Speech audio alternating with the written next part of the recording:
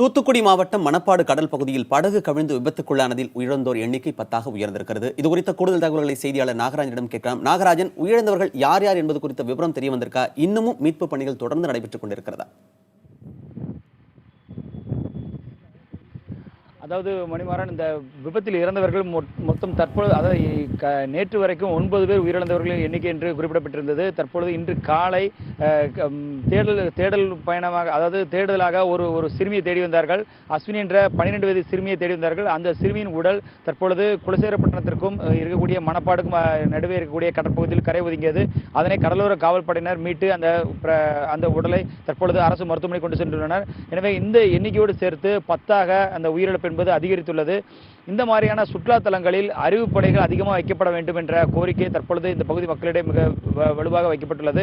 ஏனென்றால் இதே சம்பவங்கள் தொடர்ச்சியாக பல்வேறு இடங்களில் நெல்லை மற்றும் தூத்துக்குடி, கன்னியாகுமரி மாவட்டங்களில் அதிகமாக நடந்து வருகிறது. குறிப்பாக இது போக கன்னியாகுமரி மாவட்டத்துக்கு அருகே உள்ள திருவனந்தபுரம் பூவாறு பகுதியிலும் இதே போல கடந்த வருடம் ஒரு சம்பவம் நடைபெற்றது. அதில் 6 பேர் உயிரிழந்தனர். இதே போல இந்த மாதிரியான சம்பவங்கள் தொடராமல் பார்ப்பதற்காக அரசு பல்வேறு நடவடிக்கைகள் எடுக்க வேண்டும். குறிப்பாக இந்த மாதிரியான சுற்றுலா தலங்களில், அரசால் அறிவிக்கப்பட்டுள்ள சுற்றுலா தலங்களில் மக்கள் வந்து செல்லும் சுற்றுலா பயணிகளை கண்காணிக்க அதற்கான பாதுகாப்பு ஏற்பாடுகள் செய்யப்பட வேண்டும் என்ற கோரிக்கை அதிகரித்து வருகிறது. தற்பொழுது 10 பேர் உயிரிழந்துள்ளதால், 10 பேர் உயிரிழந்து அந்த 10 பேர் உடல்கள் மீட்கப்பட்டுள்ளதால் தேடல் பணி என்பது தற்காலிகமாக நிறுத்தி வைக்கப்பட்டுள்ளதாக மீட்பு குழுவினர் தரப்பில் தெரிவிக்கப்பட்டுள்ளது. வேறு யாரேனும் காணவில்லை என்று மருத்துவமனையில் சிகிச்சை பெற்று வரும் அவர்கள் உறவினர்கள் புகார் அளித்தால் மட்டுமே அடுத்ததாக தேடல் பணி தொடரும் என்று மீட்பு குழுவினர் தரப்பில் தற்போது தெரிவிக்கப்பட்டிருப்பதால் தற்காலிகமாக தேடல் பணி என்பது நிறுத்தி வைக்கப்பட்டிருக்கிறது. மணிமாறன். நாகராஜன், அளவுக்கு அதிகமாக பயணிகளை ஏற்றியதே இந்த படகு விபத்துக்கு காரணம் என்று சொல்லப்படுகிறது. இது குறித்து கடலோர காவல்துறை அதிகாரிகள் என்ன சொல்கிறார்கள்? படகு விபத்துக்கான முழுமையான காரணம் என்பது தெரிய வந்திருக்கிறதா? அதாவது இந்த பகுதியை பொறுத்த வரைக்கும் கடல் சீற்றம் என்பது அதிகமாக இருக்கும். குறிப்பாக அலைச்சறுக்கு போட்டி நடத்துவதற்கு ஏதுவான பகுதி என்று இந்த பகுதி அறிவிக்கப்பட்டுள்ளது. அதற்கேற்ற போல கடந்த 3 வருடங்களாக அந்த போட்டிகள் நடத்தப்பட்டு வருகிறது.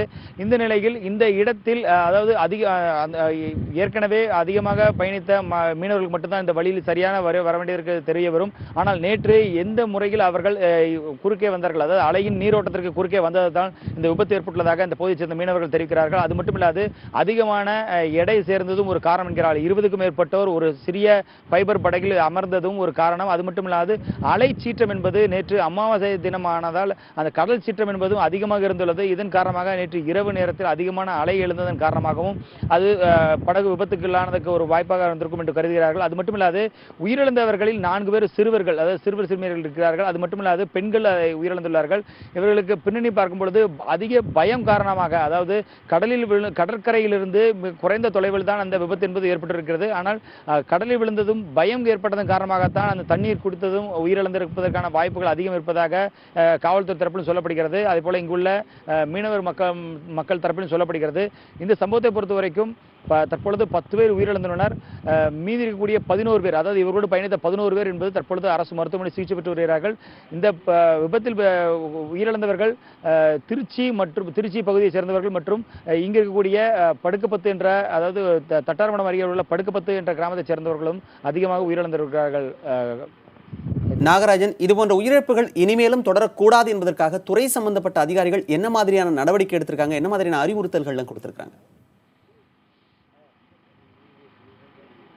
அதாவது இந்த கேள்விகள் தான் ஒவ்வொரு விபத்துக்கு பின்னாலும் கேட்கப்படுகிறது. மணிமாறன், ஏற்கனவே ஒவ்வொரு சம்பவங்களும் இதே போல சம்பவங்கள் நெல்லை, தூத்துக்குடி, கன்னியாகுமரி மாவட்டங்களில் அதிகமாக பார்த்திருக்கிறோம். இயற்கை வாழ் சூழிடங்களில் இந்த மாதிரியான அறிவிப்பு பலைகள் என்பது அதிகமாக இல்லாதது பல்வேறு இடங்களில் புதிய தலைமுறை வாயிலாக சுட்டிக்காட்டியுள்ளோம். அதன் பிறகு மாவட்ட நிர்வாகம் எடுத்த நடவடிக்கையின் பேரில் அங்கு அறிவிப்பு பலைகள் வைக்கப்பட்டுள்ளதை பாபநாசம் அதிகமாக விபத்து நடைபெறக்கூடிய அந்த பகுதியில் பார்க்கலாம். அதே போல கன்னியாகுமரியில் குட்டம் போன்ற பகுதிகளிலும் அந்த செல்ஃபி எடுக்க செல்பவர்கள் என்று அதிகமாக உயிரிழப்பதை பார்க்க முடியும்.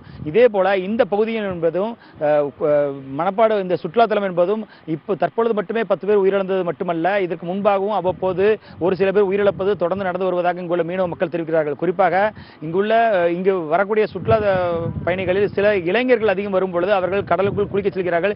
இங்கே குளிப்பதற்கு தடை செய்யப்பட்டுள்ளது. ஏனென்றால் இந்த இடம் அதிகமான ஆழம் கொண்ட பகுதி, அதிகமான கடல் சீற்றம், அலை சீற்றம் அதிகமாக இருக்கக்கூடிய பகுதி. அதனால் இது குளிப்பதற்கு ஏதுவாக இருக்காது என்பதால் இங்கு குளிப்பதற்கு தடை இருக்கிறது. அதே போல படகு போக்குவரத்து என்பதும் கண்டிப்பாக இங்கிருந்து அரசால் அனுமதிக்கப்பட்ட படகு போக்குவரத்து கிடையாது. இது விதிமுறைகளை மீறி அவர் ஏற்றி சென்றுள்ளார். அதாவது இந்த பகுதியில் உள்ள மீனவர்களுக்கு மீன்பிடி காலம் போக மற்ற நேரங்களில் வருமானம் இல்லாத நேரங்களில் இங்கு வரக்கூடிய பயணிகளை கூட்டிக் கொண்டு ஒரு சில தூரம் வரைக்கும் கடலுக்குள் சென்றுவிட்டு சுற்றி வருவது வழக்கம். அதில் கிடைக்கும் சொற்ப வருமானம் அந்தந்த நேரங்களுக்கு அவர் பயன்படுவதாக தெரிவிக்கிறார்கள். அப்படி நேற்று நடந்த சம்பவம் தான் அந்த சுற்றுலா பயணிகள் சென்றது. ஏற்கனவே ஒரு குழு போயிட்டு வந்தது தொடர்ந்து அந்த கடலுக்குள் தாங்களும் போகலாம் என்று தான் இந்த 3 குடும்பத்தைச் சேர்ந்தவர்கள் ஆசைப்பட்டிருக்கிறார்கள். அதன் அடிப்படையில் தான் அந்த படகை அமர்த்திக் கொண்டு உள்ளே சென்ற பொழுது மீண்டும் திரும்பி வரும்பொழுதுதான் இந்த விபத்து நடந்திருக்கு என்று தெரிகிறார்கள். கடற்கரைக்கு அருகிலே தான், மிக தூரம் செல்லவில்லை, ஆனால் அருகில் தான். ஆனால் இருந்தாலும் கடலின் ஆழம் மற்றும் அலை சீற்றம் இந்த படகு விபத்துக்கு ஒரு காரணம். அது மட்டும் இல்லாமல் அந்த சிறிய ஃபைபர் படகில் வைத்திருந்த வலைகளும் அது கூடுதலாக அந்த ஒரு பாரம் ஏற்றிருக்கும் என்று தற்பொழுது இங்கு பகுதியில் உள்ள மீட்பு குழுவில் ஈடுபட்டவர்கள் தெரிவிக்கிறார்கள். ஏனென்றால் அந்த வலையும் சேர்ந்து கீழே விழுந்தவர்கள் மீது விழுந்திருந்தால் கூடுதலாக அந்த உயிரிழப்பு ஏற்படுவதற்கு அது ஒரு காரணமாக அமைந்திருக்கிறது என்று இங்கு மீட்பு குழுவில் ஈடுபட்டவர்களும் மீனவ மக்களும் தெரிவிக்கிறார்கள். மணிமாறன்.